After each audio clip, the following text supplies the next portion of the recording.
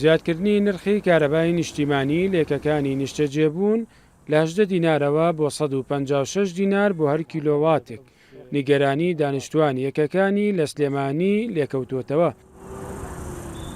دانیشتوانی یەکەکانی نیشتەجێبوون دەڵێن ئەم بڕیارەی وەزارەتی کارەبای حکومەتیارێم بارگرانیەکی زۆری دارایی لەسەر دانیشتوانی یەکەکانی نیشتەجێبوون دروست دەکات، هەر بۆیە ڕەتی دەکەنەوە.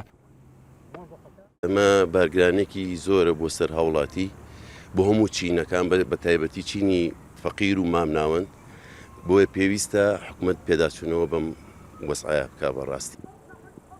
بڕارەکەی وەزارەتی کارەبای حکومەتیارێم بۆتە جێگەی نیگەرانیش لە لای ئەنجومەنی یەکەکانی نیشتەجێبوون لە سلێمانی. ئەمەندامی ئەنجومەنەکە دەڵێت لە بڕیارەکەدا ڕەچاوی لایەنی دارایی هاوڵاتیانی داهەسنووردار و مامناوەند نەکراوە.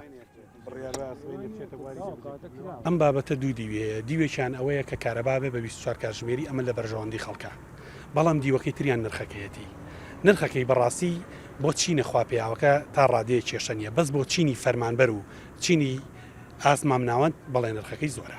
ئەگەر هاوڵاتیەک بۆ هەر کاتژمێرێک تەنها 2 کیلۆوات کارەبا بەکاربێنێ، لایەنی کەم مانکی ئەبێ 225,000 دیناردانێ بۆ کارەبا.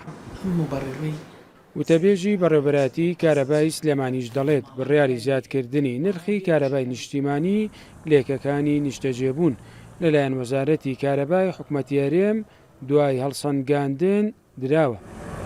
نرخی نوێی پرۆژەی نیشتەجێبوونەکان ئەوانی کە پیانەوتری های کۆست کە ئەمە بڕیاری وەزارەتی کارەبایە لە 1/6 کە ئەمە نرخەکەیان بۆ بە 156 دینار، بەڵام کارەباکەیان ئەبێ بە بەردەوام و موەلیدەیان نامێنێ. ئەم بڕیارە لەوە سەرچاوی گرتووە تەمەن دوای ئەنجامدانی توێژینەوەیەک سەبارەت بە ئەوەی کەەوە هاوڵاتیان لەو پرۆژە نیشتەجێبوونانەوە بە هەموو لە هەموو کوردستانیشە دوو جۆر پارەی کارەبادەن کە بە هەر دووکیان کارەبایەکی زۆر گرنگێکی زیارەکەوێت لەسەر هاوڵاتیان بە تایبەتی ئەگەر نرخی گازۆیل گران بێت.